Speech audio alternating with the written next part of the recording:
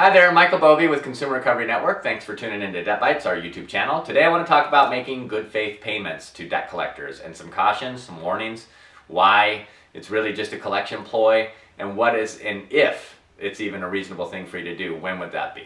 First off, collectors are pretty talented, they're skilled, they are trained to try and get you to make a payment of any kind, okay? So sometimes they leave you the impression is like, okay, well what we need from you today, Mrs. Jones, is a good faith payment of X amount of dollars, okay? It's a ploy. If you don't have an agreement in place, then that payment's not really going to go towards that agreement, like you're negotiating a settlement, which we talk about extensively on our YouTube channel here, or you're not engaging in some kind of payment plan or payment arrangement, and this is the first of, say, 3 payments that's going to resolve the account. It's designed to get some kind of money from you, and that's really what a collector's job is.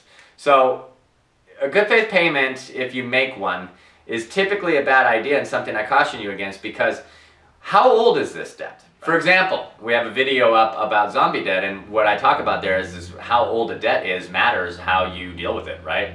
So if a debt is too old for you to be sued in your state because of your statute of limitations, watch that video for more detail, then making a payment or some kind of good faith payment could re-age that statute. And suddenly now, where you couldn't have been sued for collection in the courts, you can. See? So there's really good reasons to avoid these quote-unquote good faith payments.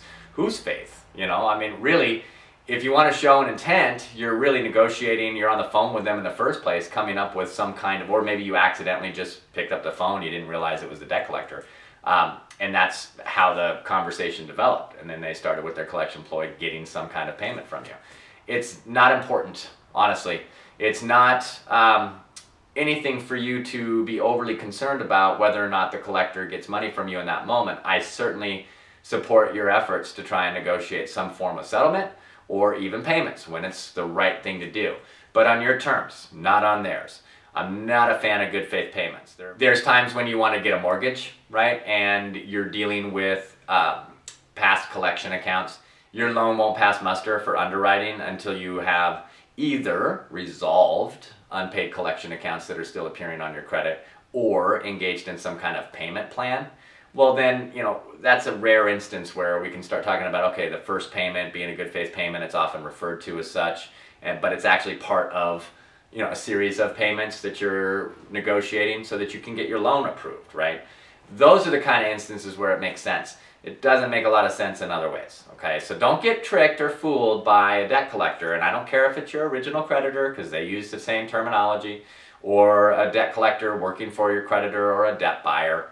Honestly, even if you've been sued and you're dealing with a judgment, a good faith payment means little. You don't have the risk of renewing the statute of limitations since you were already sued and have a judgment against you, but it's really not conducive to you reaching your goals in a negotiation or getting an affordable payment plan.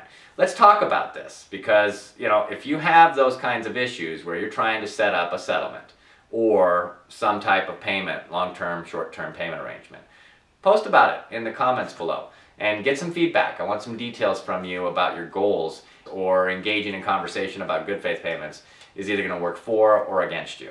See you on the next video.